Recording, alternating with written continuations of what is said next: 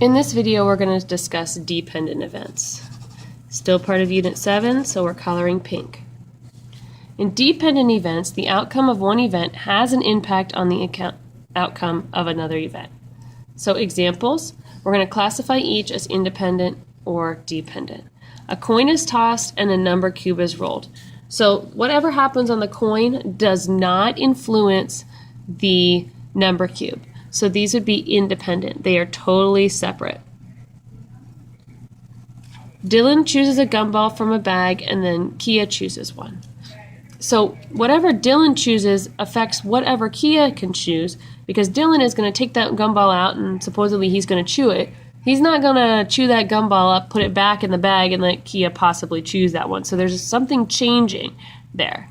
So this one would be a dependent event. A card is turned over and a spinner is spun. The card and the spinner have no influence on each other, so that would be independent. A tile is drawn and then replaced before a second tile is drawn. So when you take the tile out, you look at it, you put it back in, that tile is now available for the second person to pull. So that would be an example of an independent event. You're not changing the sample space. Number 5, a marble is drawn and not replaced before a second marble is drawn. That would be a dependent event. You're changing the sample space. You're pulling that one marble out and it's no longer available for somebody else to choose. Okay? The cards below are in a bag. What is the probability that you select an E, don't replace it, and then select an N? This is really important to set up a table. So the letters that you could possibly choose are E, V, N, and T. And then we also have to look at the total number of letters. So the number of E's, there are 2. Number of V's, there are 1. Number of N's, 1. And number of T's are 1. The total number of letters, 1, 2, 3, 4, 5, is 5. Okay? So the probability that we get an E, don't replace it, and then get an N. So the probability of getting an E would be 2 out of 5. But then I need to update my table. There are no longer 2 E's in the bag, so we cross out that and we replace it with a 1. Once you've pulled that first E, you're setting it aside, you don't replace it, so you have to change your sample space. The total is no longer 5, there are now 4 letters in the bag. So once that E is pulled out, it's set aside, kind of like in Scrabble, you pull out a letter and you set it in your tray. Okay? It's no longer available for someone else to pick. So the total number of tiles in that bag has now changed from 5 to 4. So now I look at the probability of getting an N. The probability of getting an N is now 1 out of 4, no longer out of 5, 1 out of 4. To find the total probability, same deal, we multiply straight across. 2 times 1 is 2, 5 times 4 is 20.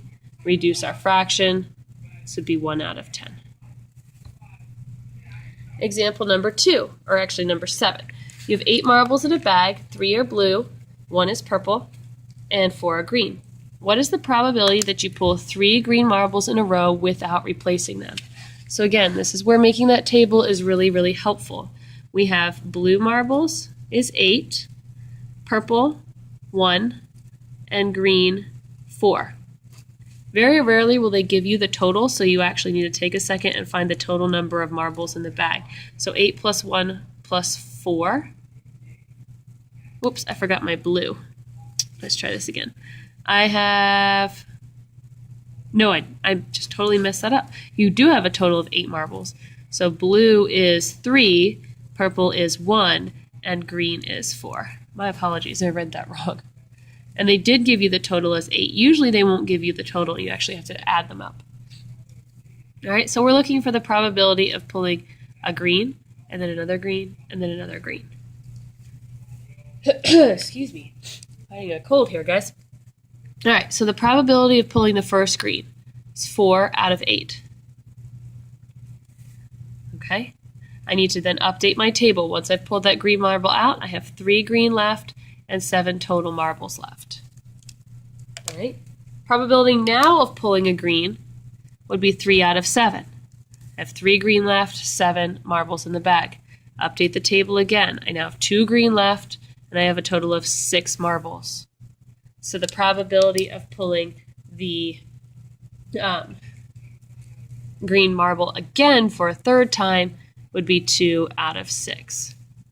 Can reduce these fractions before I multiply. 4 out of 8 is 1/2. 3 out of 7 can't be reduced, and 2 out of 6 is 1/3. Multiply straight across. 1 times 3 is 3, times 1 is 3. 2 times 7 is 14.